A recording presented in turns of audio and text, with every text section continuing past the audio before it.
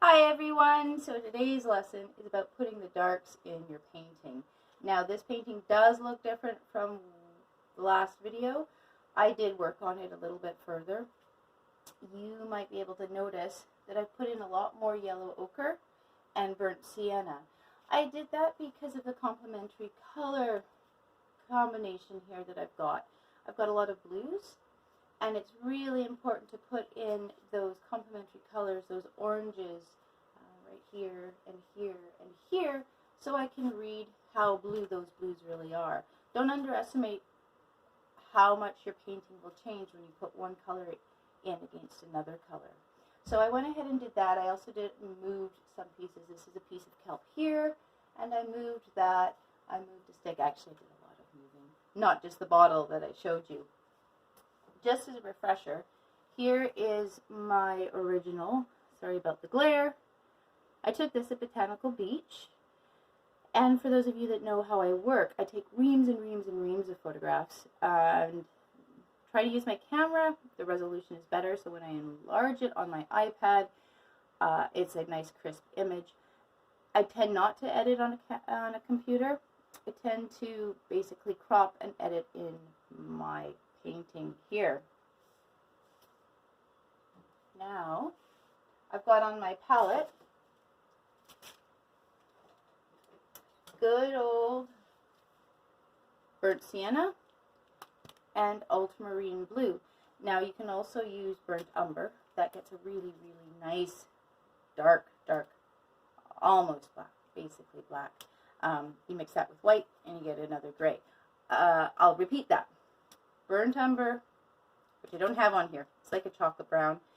Burnt umber, ultramarine blue, makes a beautiful, beautiful black. Add a little bit of white, and you'll get a lovely, lovely gray. I'm using burnt sienna. It's a bit warmer, and ultramarine blue. I'm not going to worry about white, of course, because I'm putting in the darks. Now, what the darks do is they help to anchor the painting. They also, if they're too big, can act as almost black holes. So it's really, really important to establish where those dark areas are. Especially in this piece here, where they're kind of sprinkled. They're the shadows, so our eye is going to travel around the canvas. And we want that. We want the viewer to be engaged and to look. And so if we have a dark here, a dark here, a dark here, we've got a nice movement. And then with this piece of kelp, hopefully, in the end, the composition will engage the viewer to kind of travel around and look at everything. I think that's what most artists want. That's what I'd like as an artist, for the viewer to be really engaged. So I'll focus on the bottle. Actually, no, I'm going to focus on up here. This is a really interesting area.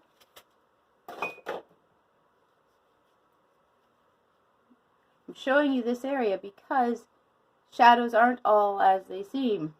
We have it dark here, and it's dark here, but you see how it goes, it's almost blue. Really, really analyze the color of your shadows. And this is really, really, really dark. So it's important to establish these different colors. Don't paint shadows all dark. They're not all the same color. And here we go. After all that talking. So really, really, really dark, dark, dark, dark. You can see how I started to establish it. Put this in. And I'm looking and I'm thinking, oh, that's a little bit too brown. No big deal. I'm working in oils. I didn't think I said that the first video. I'm going to put in a bit more blue. Acrylic is a little trickier to do that. That's why I'm not an acrylic painter. There's a piece of wood coming across there. There's a little light spot. Those are so precious. It's like a little sparkle. As corny as that sounds. So you want to try and maintain those tiny little light areas that act as, it really is, I hate to say glitter, but that's kind of what it is. It really draws your attention. There'll be one there with the glass and one there. And then this comes down. So again, still not worrying about creating something that necessarily looks like a rock. It's going to take a little bit of time to look like a rock, a piece of sandstone. Just concerning myself with lights and darks.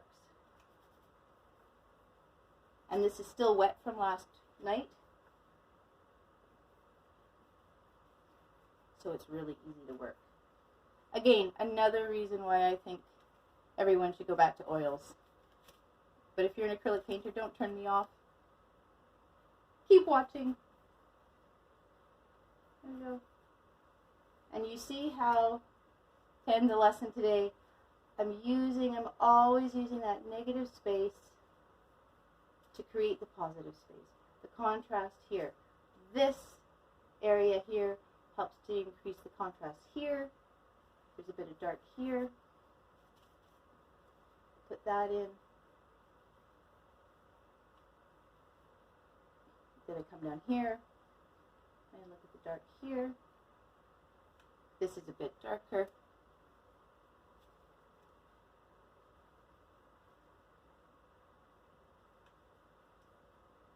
And this is a bit lighter. So there we go.